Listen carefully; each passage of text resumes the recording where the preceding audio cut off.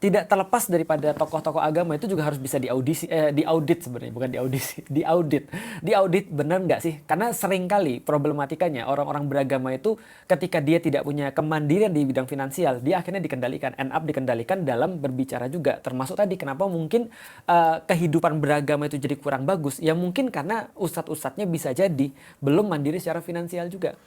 Melihat pada kasus-kasus zaman dahulu, sebenarnya di masa Rasul orang-orang yang berdakwah itu hampir semuanya itu mandiri secara finansial gitu. Apakah yang Ustadz tahu kalau misalnya tadi kan Ustadz Ya. sempat singgung bahwa ada orang-orang yang langsung tanya gitu Ya. kan, untuk mengisi acara seperti ini bayarnya sekian Ya, gitu misalnya, berapa gitu berapa ya. gitu, nanya gitu Ya. kan. Emang biasanya yang follower sampai jutaan gitu, ini nggak tahu apakah Ya. boleh spill atau enggak ya. Masa biasanya tuh rata-rata emang orang expect-nya berapa gitu? Aku pernah dapat beberapa orang yang ngisi kajian-kajian. Aku pernah dapat ada yang misalnya ada yang ketika dipanggil ngisi 1 jam itu 8 juta.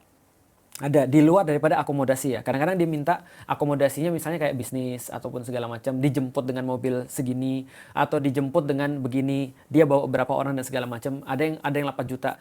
Ada yang 1 jam 15 juta, aku juga pernah dapat.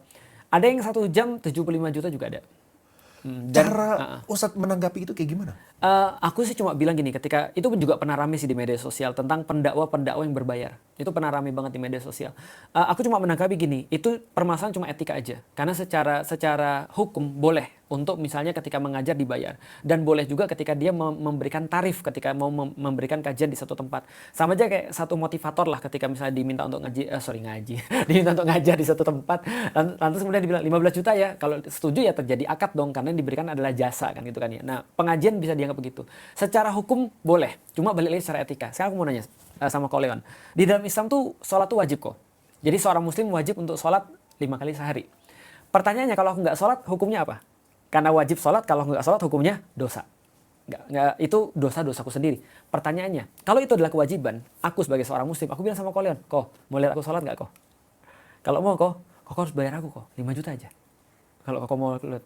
Kalau Ko Leon mau bayar aku untuk lihat aku sholat, boleh nggak? Boleh. Secara hukum boleh, nggak ada masalah. Tapi itu kan kewajibanku. Aku mau dibayar, nggak dibayar, tetap harus sholat. Hukum dakwah sama seperti hukum sholat. Wajib. Kalau dia nggak lakukan, dia yang dosa. Kenapa dia harus minta bayaran pada orang? Nah itu secara etiknya begitu mikirnya. Tapi secara hukum ya boleh-boleh aja.